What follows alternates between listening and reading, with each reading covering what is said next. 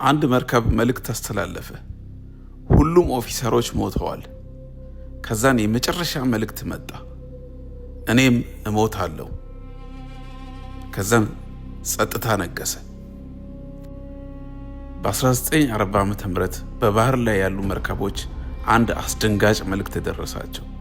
መልእክቱም ሁሉም ሞተዋል፣ ካፒቴኑ ሞተዋል፣ ኦፊሰሮቹ ሞተዋል፣ እኔም እሞታለሁ የሚል ነበር።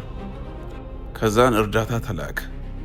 የእርዳታ ሰጪዎች ወደ መርከቡ ሲገቡ መርከቡ ውስጥ እጅግ የሚያስፈራ ጸጥታ ሰፍሮ ነበረ።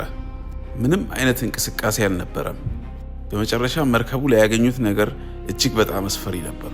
ሁሉም ሰዎች ሞተዋል። አይናቸው ፈጦ ፊታቸው ላይ ከፍተኛ የፍርሃት ስሜት ይነበባል።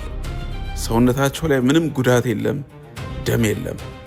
ስለዚህም ለሞታቸው ምክንያት የሚሆን ነገር ምንም አይነት ነገር የለም። ከዛ ወዲያው ነገሮቹ ተቀየሩ። ከመርከቡ ውስጥ ጭስ ይወጣ ጀመረ። ከዛን እርዳታ ለመስጠት የመጡ ሰዎች በፍጥነት መርከቡን ለቆ ወጡ። ልክ በቅጽበት እነሱ እንደወጡ ከፍተኛ ፍንዳታ ተሰማ። ከፍንዳታውም በኋላ እኔም እሞታለሁ የሚል ድምፅ ይሰማ ነበረ። ይህ እውነተኛ ታሪክ ነው። የተፈጠረው ነገር እስካሁን ድረስ ያልተፈታ ሚስጥር ነው።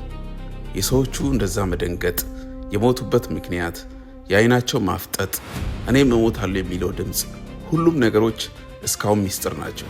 እስቲ በእናንተ አስተያየት ምን የተፈጠረ ይመስላችኋል? ሀሳብ አስተያየቶን በኮመንት ላይ ያስቀምጡ። እንደዚህ አይነት እውነተኛ ታሪክ፣ የሚገርም ታሪክ መስማት ከፈለጉ ቻናሉን ሰብስክራይብ ያድርጉ፣ ላይክ፣ ኮመንት ያድርጉ። በሚቀጥለው ቪዲዮ እጅግ በጣም አስገራሚ የሆነ እውነተኛ ታሪክ ላይ የተመሰረተ ሙሉ ለሙሉ ስለጠፋው ከተማ የሚተርክ ታሪክ ይዤላችሁ ቀርባለሁ።